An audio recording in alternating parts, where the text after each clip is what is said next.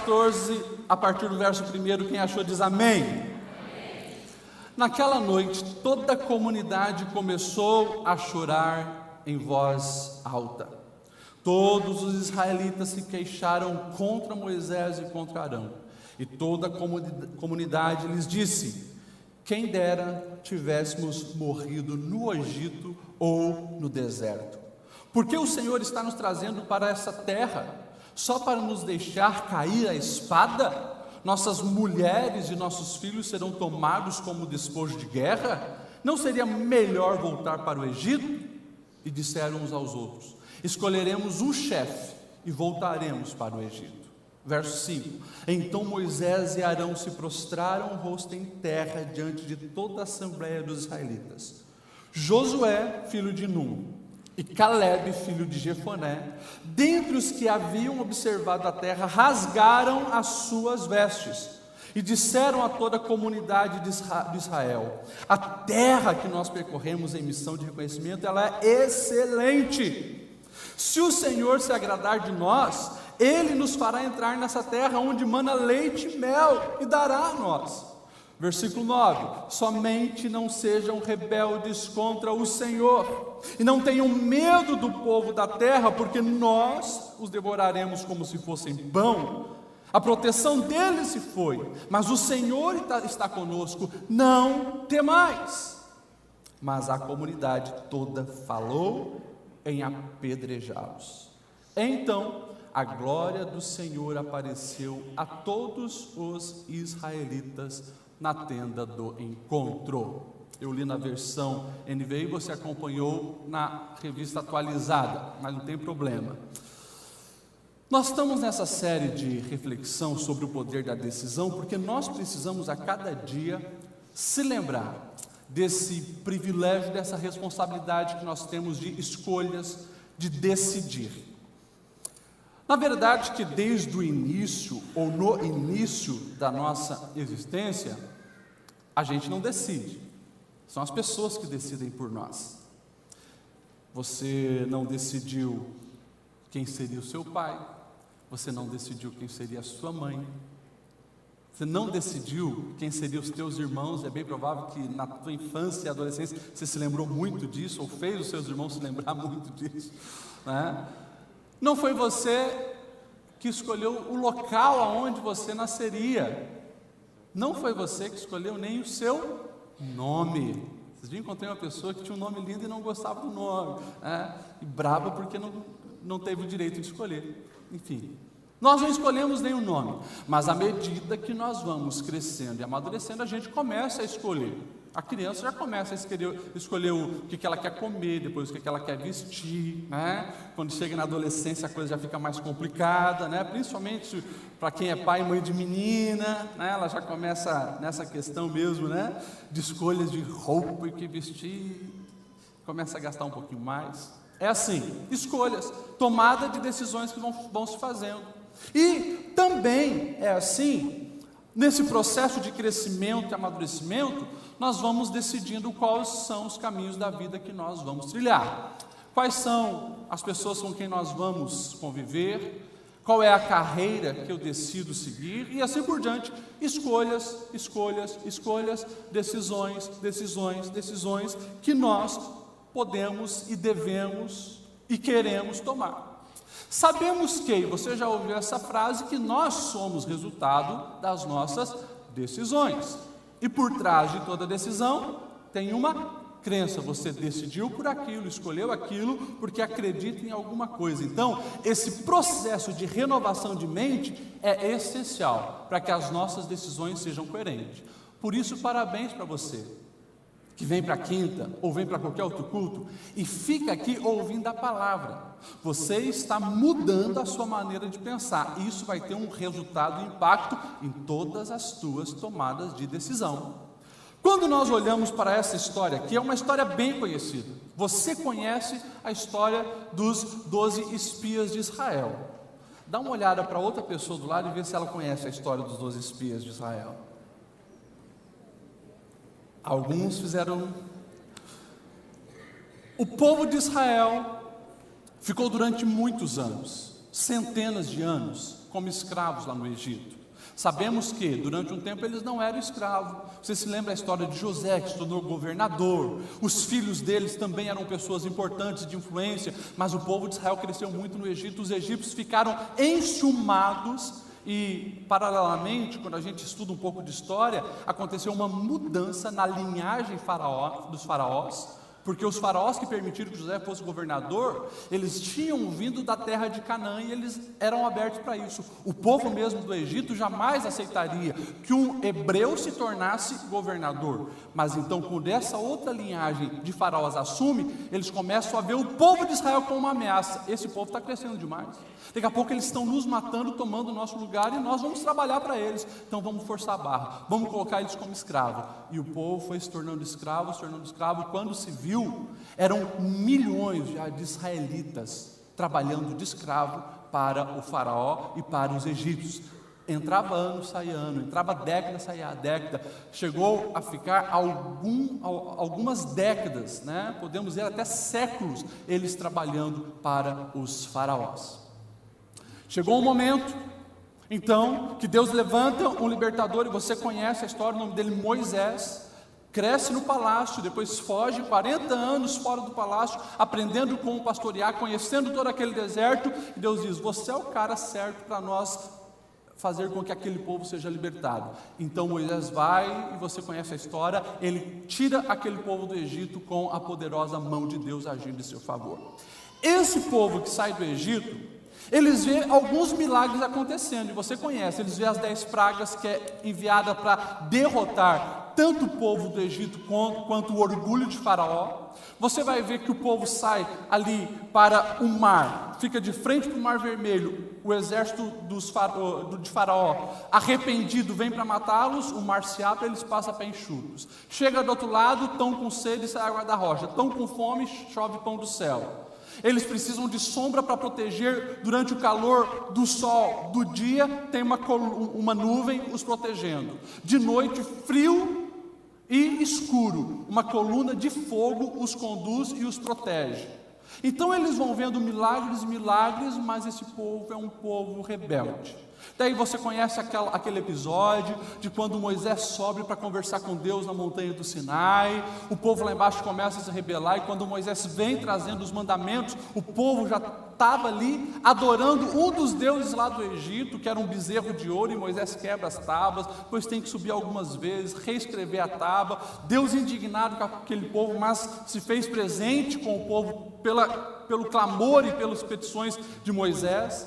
E de repente nós vamos ver que eles estão prontos, né? Ou seja, perto para entrar na terra prometida.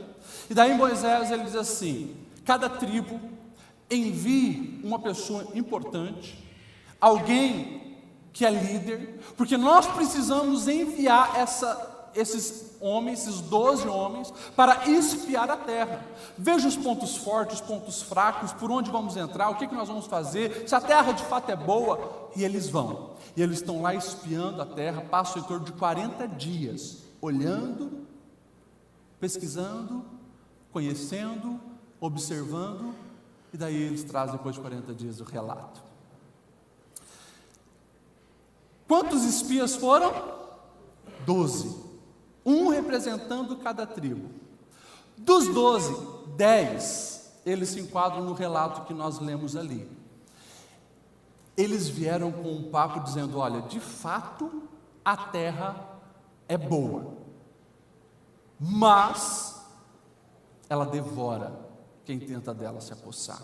Lá nós vimos os filhos e descendentes de Enaque, gigantes, os muros são impenetráveis, e começaram a colocar dificuldade, barreiras, e a mentalidade do povo foi assim, minguando. A expectativa que era grande de possuir a terra prometida foi-se embora, e de repente, o verso 1 que nós lemos, o povo estava chorando, se lamentando, se estrubilhando, rasgando a roupa, puxando os cabelos, indignado, e começaram a murmurar. Mas seria Melhor para nós morrer lá no Egito, melhor seria para nós que a gente não tivesse vindo até aqui, ou melhor para nós é agora morrer aqui no deserto do que enfrentar eles, morrer e eles vão nos matar, eles vão pegar as nossas mulheres, as nossas esposas, enfim. Um espírito absurdo de mediocridade domina-os e compromete toda a conquista da terra prometida. Isso foi mais ou menos há uns 3.000 anos atrás, um pouquinho mais, 3.500 anos atrás. E mesmo passando milhares de anos, esse padrão se repete na vida daqueles que são chamados de povo de Deus. Por quê? Muitos, diante das adversidades, minguam, enfraquecem, permite que uma mentalidade fracassada, diminuta, covarde, toma o seu coração e o espírito ousado de enfrentamento, de vitória, de conquista, vai-se embora. É por isso que o tema da reflexão de hoje é: eu decido conquistar. Você pode pegar na mão de quem está do seu lado e falar isso? Eu decido conquistar.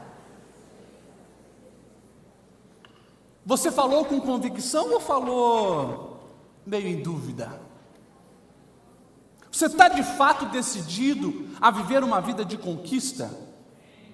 Porque assim como Deus prometeu para aquele povo lá atrás, que eles entrariam numa terra e dela tomariam posse, Deus já tinha determinado isso. Deus já tinha garantido a vitória. Falou: essa terra eu já dei lá atrás para Abraão, fica tranquilo, é de vocês. A promessa foi dada. Eles começaram a duvidar, colocaram muito empecilho e não desfrutaram da promessa. É por isso que nós precisamos entender que, para cada um de nós, seja qual for o deserto que você tem caminhado, qual for os inimigos que você terá que enfrentar, eu sei que Deus já te deu promessa. E a pergunta é: você está indo em direção da promessa? Você está realmente se posicionando para conquistá-la? Ou você está reproduzindo esse comportamento desses 10 espias e de todo o povo que foi influenciado e se acovardando diante das dificuldades? Nós precisamos olhar para a nossa vida, para a nossa história e responder essa pergunta. Agora, você precisa ter algo bem claro. Eu sempre uso essa frase porque você precisa sair daqui entendendo que é uma verdade. Não existe passe de mágica entre a promessa e o alcançar a promessa. Existe uma caminhada de escolha, de decisões. E nós precisamos todos os dias tomar as decisões certas para obter aquilo que Deus já prometeu de nos entregar. Primeira coisa que eu coloquei aqui, se você quiser anotar, faço questão que você anote para pensar nisso posteriormente. Você que deseja decidir-se para ser um conquistador das promessas que Deus já te deu, a primeira coisa que você precisa fazer, você precisa confiar mais em Deus do que nas circunstâncias. Confiar mais em Deus do que nas circunstâncias. Eu pergunto para você: o que os olhos desses homens viram era errado no sentido de viram muralhas? Viram muralhas. Viram homens muito fortes parecendo gigante? Viram homens fortes parecendo gigante. E existia muralhas? Existia, eles não tiveram miragem. Existia um exército muito forte naquela região de Canaã? Existia exércitos muito fortes na região de Canaã. Agora, eu olho para o poder da circunstância, os muros, as dificuldades, os gigantes, e eles estão aqui. E quando eu comparo com o meu Deus, eu não consigo mensurar, porque muito mais poderoso, muito maior, muito mais potente é o meu Deus. Mas eles colocam a fé na circunstância em vez de colocar a fé em Deus. A Bíblia inteira, de ponta a ponta, essa díade vai aparecer. As pessoas vão ter a escolha, vão tomar a decisão: ou eu confio no tamanho do problema, ou eu confio no tamanho do meu Deus. Problemas todos nós temos, gigantes todos nós enfrentaremos, muros surgirão na nossa frente. A pergunta é: vai colocar a sua fé em quem? Na circunstância ou no seu Deus? Está lá alguns anos depois, de novo isso repetindo. O povo todo com medo. Os grandes guerreiros e soldados de Israel com medo. Medo de quê? Um gigante chamado Golias, desafiando o povo. Não tem homem para vir lutar comigo. Todos eles estavam colocando a fé em quem? No gigante, no tamanho do escudo, no tamanho da lança do gigante, da espada, em quantas batalhas ele havia vencido, o currículo daquele gigante, o poderio dos filisteus. Colocaram a fé ali. Davi, um menininho, pastor de ovelhas, 17 anos mais ou menos na época, resolveu colocar a fé em quem? Em Deus. Independente quem seja esse incircunciso filisteu, eu vou no poder do meu Deus e na força do meu Deus eu derrubarei esse gigante. Pronto! É por isso que muitas pessoas não conquistam as promessas de Deus. Quando surgem os gigantes financeiros, os gigantes da mentira, da calúnia, da inveja, do desemprego, da perseguição, da enfermidade, gigantes que vão surgindo na nossa vida. Se você prender o seu coração na circunstância, você jamais desfrutará da promessa. Mas o Senhor, Ele já fez tanto por você. Olha para o que Ele já fez para você, coloca a fé no seu Deus, porque é desse jeito, é dessa maneira que você vai ver o milagre acontecer. Eu fico olhando para essa realidade e eu penso: meu Deus, que povo de memória curta! Como que pode? Como que pode um povo que, alguns dias atrás, pouco tempo atrás, eles viram Deus abrir o mar, eles viram chover pão do céu, e até mesmo numa guerra, eles viram Deus se manifestando, porque os amalequitas tentam destruir o povo de Israel quando eles estão no deserto. E daí, Deus diz: peça para Josué ir para a guerra. Moisés manda Josué ir para a guerra. Estenda as suas mãos. Moisés está lá. Enquanto Moisés estava com as mãos erguidas, o exército de Deus derrotava os inimigos. Mas as mãos de Moisés começavam a cansar. O povo de Israel perdia. O que Arão e Hur fizeram? Vamos segurar os braços dele para cima, um de cada lado. E Moisés lá. E o povo de Israel derrotando e mataram. Acabaram com os amalequitas. Ou seja, alguns dias antes eles já tinham visto a poderosa mão de Deus agir na guerra, mas agora permitiram que o medo dominasse o coração, e diante das adversidades se acovardaram, não desfrutaram a promessa, e nós sabemos que esses pereceram no deserto. 2 deles, daqueles 12 espias, eles vêm com um relatório diferente, dizendo: povo de Deus, Deus está conosco, isso é o que importa, não podemos ter medo, porque eles já perderam a proteção, mas Deus está conosco. E o povo com esses fica indignado e permite ser influenciado pelas forças do mal, permite ser influenciado pela covardia dos outros 10, e infelizmente não desfrutam da promessa. É interessante como que o pessimismo ele é contagioso. Já percebeu disso? Porque tem 10 ali pessimista, 2 extremamente otimistas, crendo no poder de Deus, e o povo foi atrás daqueles 10 que só viam a derrota diante de si. Então, por favor, diante das adversidades da vida, pelos desertos que você vai passar, coloque a fé no seu Deus, não na circunstância. Pastor, o senhor está falando porque o senhor não conhece a realidade da minha circunstância. Eu não conheço da tua, mas eu conheço a das minhas. E teve momentos que, de fato, na minha vida, eu olhava para a circunstância, pela ótica humana, eu já tinha desistido. Pela ótica humana, eu já tinha chutado o pau da barraca. Pela ótica humana, eu estava com esse discurso de dizer: vou perecer. Mas quando eu olho para o meu Deus, e o segredo é esse, é olhar para o seu Deus, é focar no seu Deus, é se alimentar das coisas que o seu Deus tem para você, e isso faz toda a diferença, fortalece a tua fé e te leva para a vitória. É dessa maneira que nós podemos fazer, independente, escute isso, independente, qual for o tamanho da dificuldade que você esteja enfrentando, o tamanho dos muros ou dos gigantes, nenhum deles se compara ao seu Deus. É por isso que nessa igreja, todos os cultos, nós encerramos dizendo: se Deus é por nós, e eu já disse para você, se não tivesse essa primeira parte, e a gente só perguntasse quem será contra nós, teria muitas respostas. Os nossos gigantes são contra nós, demônios são contra nós, o diabo é contra nós, os fofoqueiros, caluniadores são contra nós, muitos estão querendo destruir, são contra nós. Mas a pergunta que Paulo vai fazer é: se Deus é por nós, fica tranquilo, ninguém chega nem perto do poder desse Deus. Você fez uma aliança com Ele, Ele te guarda, Ele te protege, Ele te sustenta, Ele vai na frente, Ele abre as portas, Ele guerreia por você. Confie nesse Deus, confie totalmente nesse Deus. Segunda lição para você escrever aí, você que deseja decidir-se para a conquista, para conquistar: busque as soluções e não fique focando nos problemas. O discurso dos 10 era: não tem jeito, não vai dar, já era, olha o tamanho do muro, olha o tamanho dos gigantes, olha como é os problemas. Era só um discurso negativo. Olha o discurso de Josué e Caleb, os dois que se posicionaram de uma maneira otimista. Eles disseram: não vamos ser rebelde contra o Senhor, gente. A solução é isso, não podemos ser rebelde. Não vamos temer esse povinho aí que está na nossa frente. E ele continua: porquanto eles serão o nosso pão. Olha só, retirou-se deles a proteção, mas o Senhor está conosco. Eu preciso falar algo bem claro e direto para você hoje aqui. Todo dia você também tem essa escolha. E quando você fica muito focado no problema, você mergulha nele, fica remoendo o problema, você fica chateado com o problema.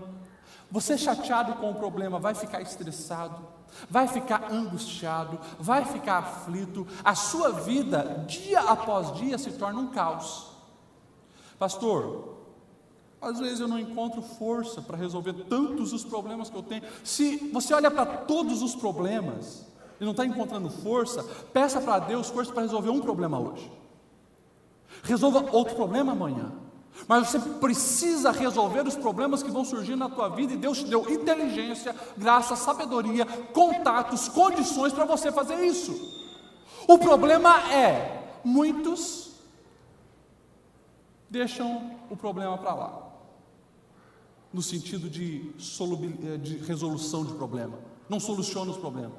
Deixa o problema lá, os ameaçando, pensam no problema, se aflige com o problema. Está lá, minha vida é assim. Gente lá atrás, que teve um problema no casamento há 20 anos atrás, está com sentimento ainda hoje aqui, e reclama: porque você sabe que 20 anos atrás aconteceu aquilo, meu marido me traiu, a minha esposa me traiu, e fica remoendo o problema, não resolveu, não tirou a amargura do coração, não purificou a alma. Aquilo comprometeu 20 anos já da sua vida, e se você não mudar, vai comprometer os outros próximos 20, e até o dia que você estiver num caixão, e daí já era, não viveu. Por quê? O problema ficou lá te incomodando aqui, você não solucionou. Problemas existem para ser solucionados. Fala isso para quem está do seu lado. Problemas existem para ser solucionados. E gente, Deus já nos deu as condições disso. Quando Josué e Caleb viram que tinha um grande problema, falaram: gente, tem um problema, tem gigante, tem muro, mas escute isso, Deus é conosco, não podemos temer, eles já perderam a proteção dele, vamos para dentro, vamos para cima, vamos guerrear, vamos vencer. É dessa maneira que precisa fazer, gente. Agora, não pense que você levar o problema no coração e não buscar a solução, ele não vai se resolver sozinho. Pelo contrário, os problemas não resolvidos se multiplicam. Isso é um alerta para você também. Problemas não resolvidos se multiplicam e comprometem todo o teu potencial. Você vive uma vida medíocre anos e anos e não percebeu. Então, anota isso. Foque na solução dos problemas e não foque no problema para ficar remoendo, se lamentando, reclamando e assim por diante. Reclamação, murmuração não adianta de nada. Como eles aqui quiseram agora colocar a culpa em Moisés e Arão. Se nós não tivéssemos saído do Egito, vocês nos tiraram de lá. Adianta ficar procurando culpado? Não adianta. Tem que procurar a solução e resolver. Terceira lição, eu vou correr para nós falarmos pelo menos mais 2 ou 3 aqui. Você precisa também conhecer o potencial que existe em você. Quem é você em Deus? Quem é você em Deus? Porque se nós olharmos para a nossa força humana, é limitada. Por mais otimista que você seja, se você não depender de Deus, escuta o que eu estou dizendo, um dia a tua casa cai, porque você não é perfeito.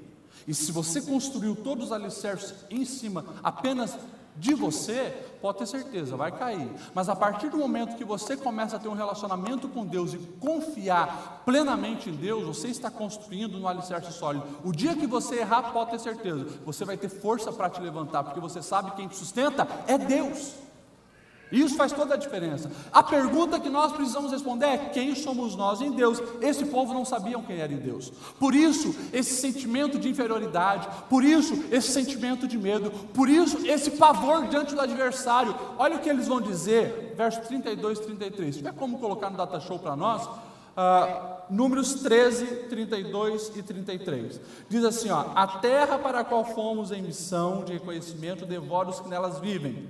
E eles disseram: todos os que vimos são de grande estatura, vimos também os gigantes, descendentes de Enaque, diante de quem parecíamos gafanhotos, a nós e a eles. Números 13, do 32 ao 33. O 33 coloca ali na tela. Essa palavra me chama a atenção.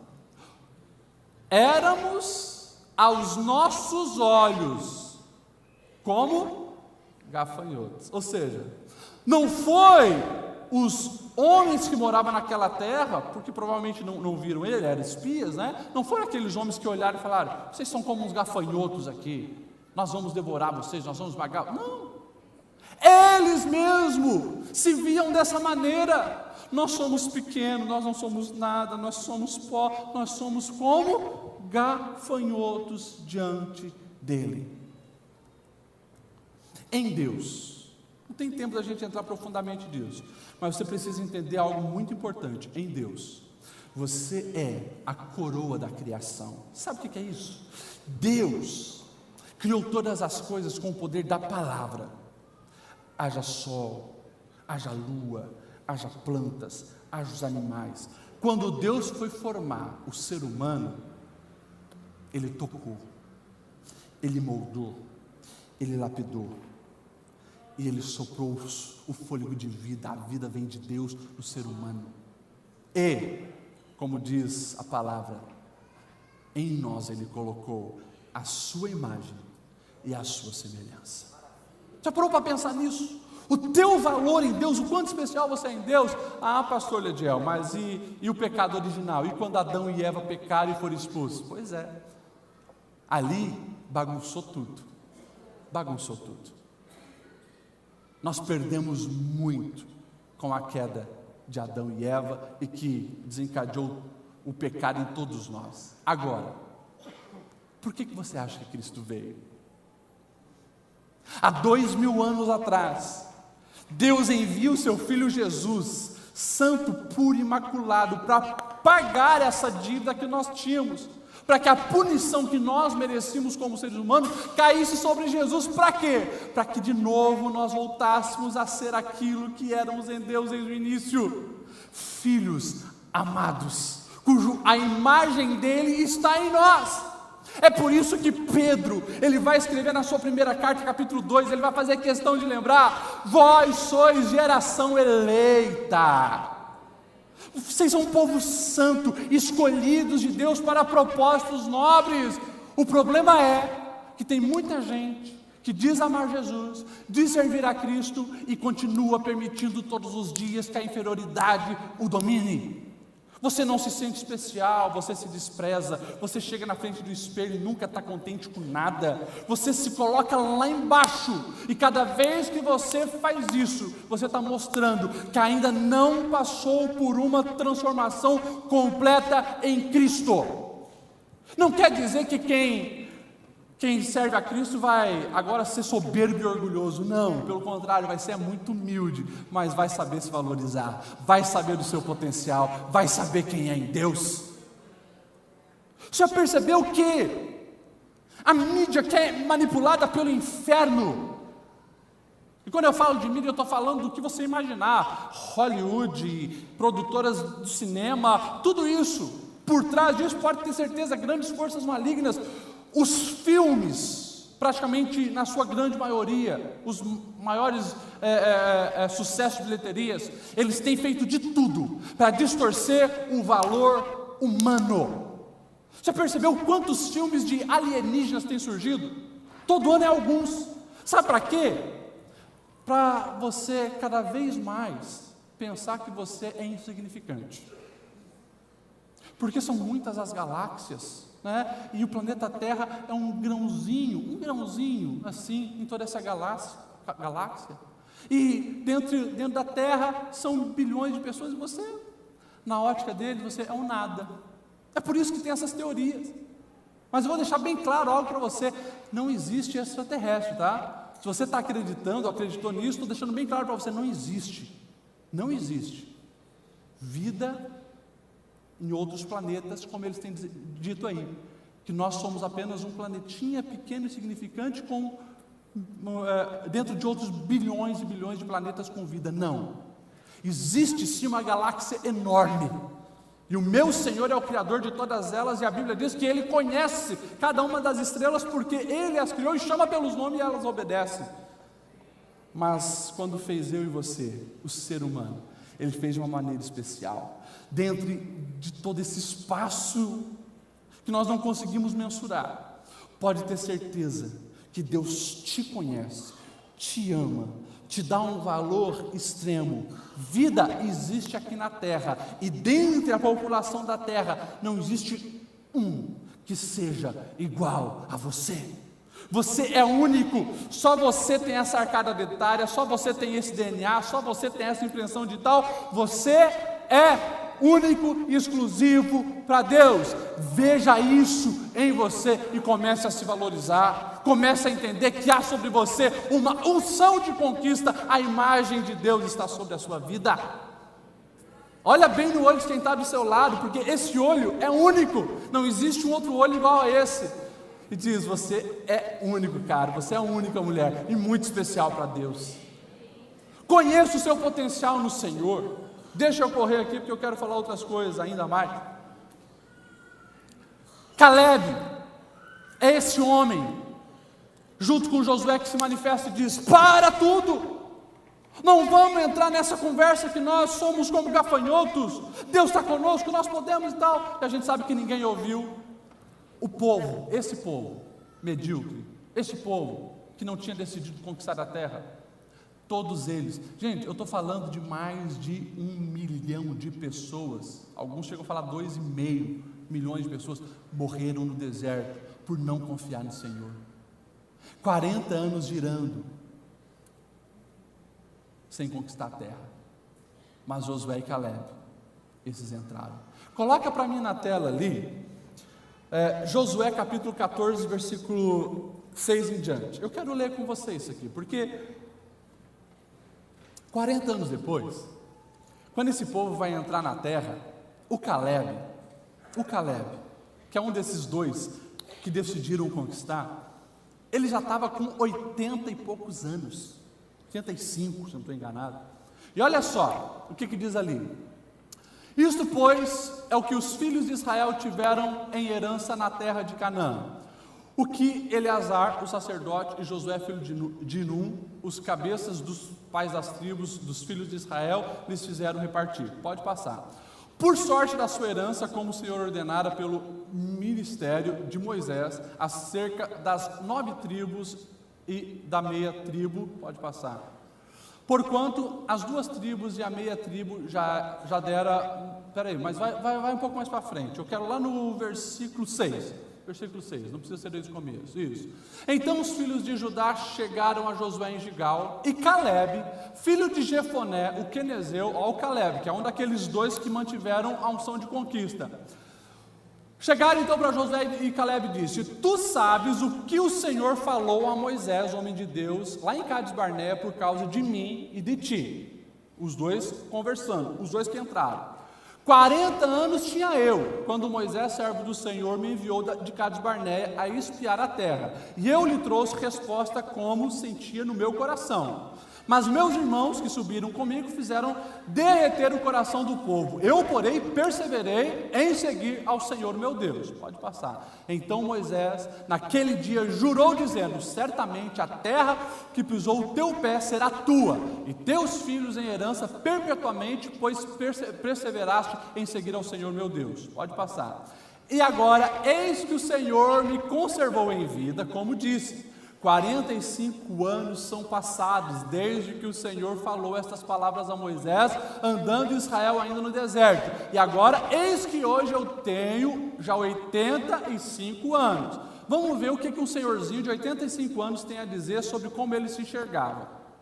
Ainda hoje, eu estou tão forte como no dia em que Moisés me enviou.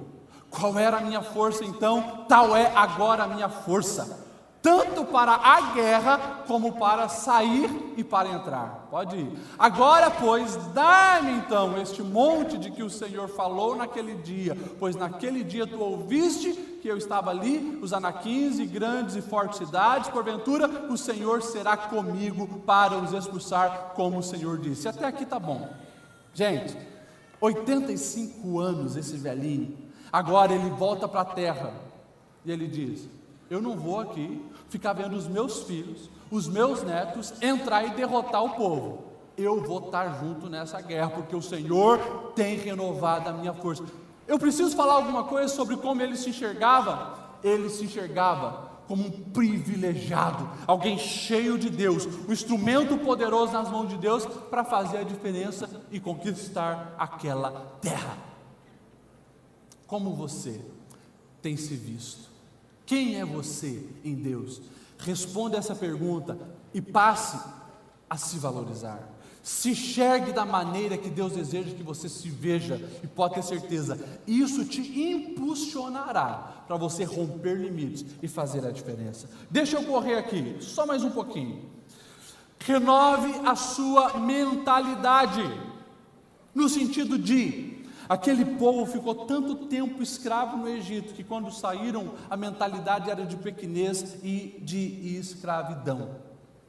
Não amadureceram, não mudaram, não se transformaram, não melhoraram. Só o Josué e Caleb entenderam a transformação que aconteceu naqueles dias do deserto. Você precisa sair daqui entendendo que esse discurso de que eu sou assim e eu vou permanecer assim é um discurso medíocre, e você não pode repetir esse discurso. Você é assim hoje, mas amanhã você precisa ser melhor do que você é hoje. O Senhor nos chama para uma renovação de mente constante, sempre. E quando você olha para o teu casamento, pode ter certeza, você está colhendo na sua vida o que você semeou. Por isso que quando eu mudo a minha mentalidade de casamento, eu começo a ser um marido melhor, uma esposa melhor. Quando eu permito que o Senhor faça na minha vida aquilo que Ele deseja, eu entendo que eu estou num processo constante de melhoramento. E eu posso ter certeza que a minha versão de amanhã vai ser melhor do que hoje, porque se eu estou obedecendo a palavra de Deus, e é isso que está entrando pelos meus olhos, pelos meus ouvidos, me influenciando, eu posso ter certeza que amanhã eu serei melhor. Agora, se eu foco em problema, se eu me afasto de Deus, se a imagem dele em mim começa a ficar desfigurada, aí a gente se torna pior, ou a gente estagna. A gente não muda, a gente não melhora. Então, todos os dias nós precisamos passar por uma renovação da nossa mente e entender que o Senhor deseja fazer em nós transformações grandes. Transformações grandes. Quando você enfrenta uma adversidade, quando você enfrenta um problema, enxerga ali uma oportunidade de amadurecimento. Quando alguém fala mal de você, quando alguém tenta puxar o teu tapete, quando situações negativas batem à tua porta, oportunidade de ampliar a mente, oportunidade de melhorar. E isso precisa acontecer na nossa vida para que nós possamos chegar e conquistar as promessas. Último ponto para nós encerrarmos e nós vamos para casa. Diante de tudo isso que vai acontecer na nossa caminhada rumo à nossa terra prometida, você precisa tomar a decisão de perseverar, porque faz parte da decisão de conquistar. Quando nós olhamos a cena aqui, nós vamos ver que, além do povo se permitir influenciar pelo relato dos 10 negativistas, eles não aceitaram o posicionamento otimista e de conquista de Josué e Caleb. Eles olham para Josué e Caleb e dizem: se eles continuarem com esse discurso, nós vamos matá-los. E ameaçaram em apedrejar aqueles homens. Deixa eu falar algo bem claro para você. Eu já repeti isso algumas vezes aqui. Ano passado eu falei isso e vou falar de novo. Uma frase que é popularmente conhecida de que a voz do povo é a voz de Deus, é balela, é uma grande mentira. Raramente a voz do povo será a voz de Deus. Era só Noé que dizia que ia ter um dilúvio, o povo zombava dele. E o dilúvio veio e só ele foi salvo. Só Davi que olhou para aquele gigante e não entrou na conversa de que ninguém ia conseguir derrotá-lo. Quando nós olhamos para a Bíblia, nós vamos ver como a pergunta de hoje aqui: só o Sadraque, o Mesaque e o Abednego não se prostraram diante da estátua. A multidão olhava para Jesus diante de Pilatos e dizia: crucifica-o, crucifica-o, porque é o impostor, não é o Filho de Deus. Então, você precisa estar preparado de que quando você toma a decisão de conquistar as promessas que Deus te deu, pode ter certeza, alguém perto ou longe vai te chamar de louco, vai te chamar de, enfim, tantos outros nomes, vai tentar te desanimar, vai tentar te prejudicar. Por quê? Porque o teu crescimento, o teu amadurecimento, a tua decisão de romper, confronta a decisão medíocre nele. Se todos são medíocres, todos estão no mesmo patamar. Quando alguém começa a se destacar, é como diz aquele ditado: árvore que dá fruto é que leva pedrada. Então você precisa ter isso bem claro. Se isso não está acontecendo na sua vida, se não tem alguém indignado contigo, se tem alguém que está vendo você crescer e melhorar, e as coisas não estão acontecendo de alguém te perseguir, falar mal, o teu crescimento não está sendo tão grande assim. Você pode ir muito mais além.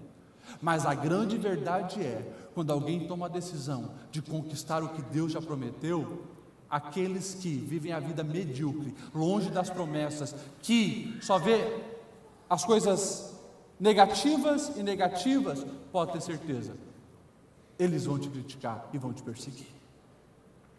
A mentalidade do povo está tão pequena que o discurso deles é: vamos escolher um líder entre nós para nos levar de volta para o Egito. O Brasil vive uns dias complicados. O Brasil vive dias de pessoas desacreditadas. O Brasil vive dias onde casamentos frustrados está normal. O Brasil vive dias onde viver na pindaíba é normal. O Brasil vive dias onde que você tendo uma espiritualidade meia boca, indo uma vez na igreja por semana, é normal. E as pessoas literalmente estão se diminuindo e se conformando ao ruim, como esse povo aqui. O discurso deles é: ou nós morremos no deserto, ou nós voltamos para o Egito. A possibilidade de entrar e conquistar a terra prometida tinha sumido da mente deles. Agora, no Egito, gente, eles eram oprimidos, escravizados. Se lembra que no Egito eles foram assassinados? Se lembra que no Egito, quando nascia um menino hebreu, ele era jogado no rio Nilo? Pois é, eles preferiam isso do que entrar na terra prometida. É normal, no gabinete pastoral, o discurso ser esse: pastor, eu vou me divorciar porque minha vida conjugal não dá mais. Daí eu pego e abro a Bíblia e começo a mostrar a história como essa. Como assim? E a outra possibilidade? Que outra possibilidade, pastor? Eu não quero ver esse casamento é uma porcaria, eu vou me divorciar. A vida das pessoas é assim. Daí eu olho e diz, mas existe uma outra possibilidade, você precisa enxergar. Toma a decisão de conquistar. Conquistar o quê? Uma transformação no casamento. Eu não quero também que você divorcie, e não quero que você continue vivendo essa porcaria de casamento, mas existe uma outra opção. Vocês dois se permitirem ser transformados, amadurecerem e viverem aquilo que Deus prometeu para vocês no casamento. Tem pessoas que na vida profissional está assim há anos. Ou eu saio desse emprego, fico desempregado, ou eu continuo nessa porcaria de vida. Ou eu sou assim, ou assado. E o Senhor diz: ei, para. Chegou o momento de levantar a cabeça, olhar a promessa. Existe uma maneira, que é a maneira de Deus, e essa sempre é a melhor. Essa é a maneira que se encaixa naquele padrão de Jesus que disse: eu tenho para vocês uma vida abundante. Vida abundante. Então assim, eu sei que a palavra hoje, ao mesmo tempo que é prática, ela é dura, ela confronta. Mas eu não posso sair daqui sem tomar essa decisão de conquistar o que Deus prometeu. Ei, você não vai ter outra vida para viver. Você não vai ter um outro 28 de março de 2019 para viver. Você não vai ter. Você não vai ter mais essa idade. Você não vai mais ter os seus filhos nessa idade. A mente deles muda. Não vai ter. Vai morrer no deserto? Vai voltar para sofrer no Egito?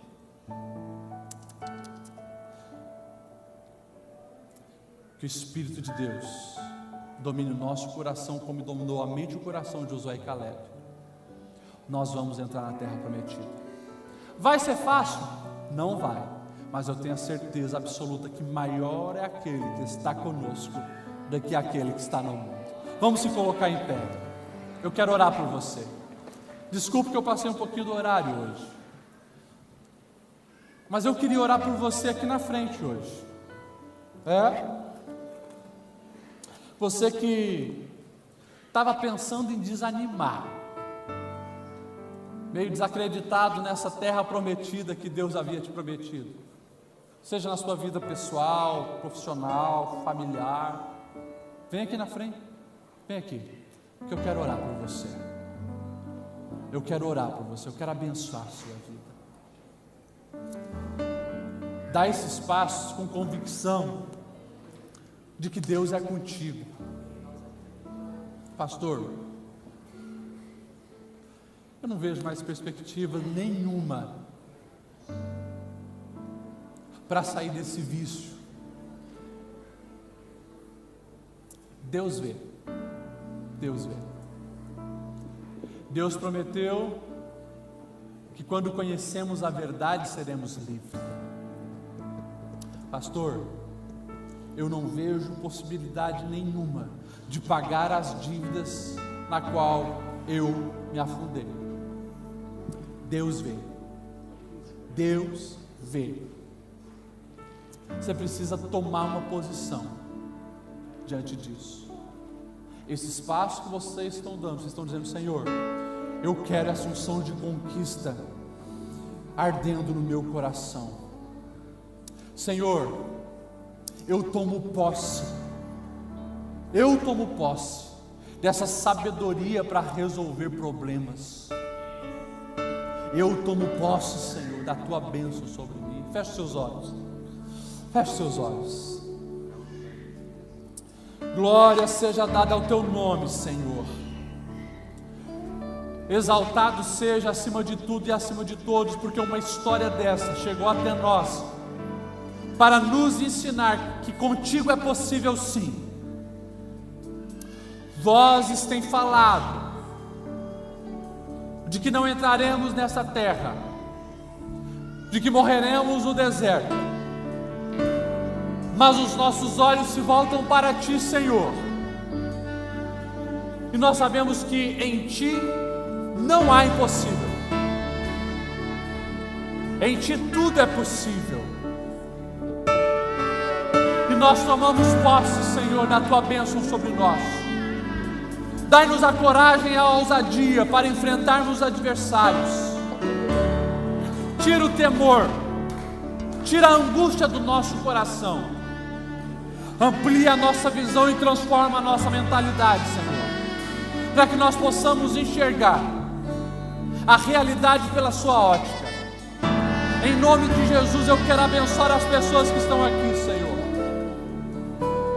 Em nome de Jesus, eu quero abençoar este homem e essa mulher que precisa de uma transformação na vida, para que esse casamento venha a ser renovado, para que haja entendimento e determinação de ser melhor.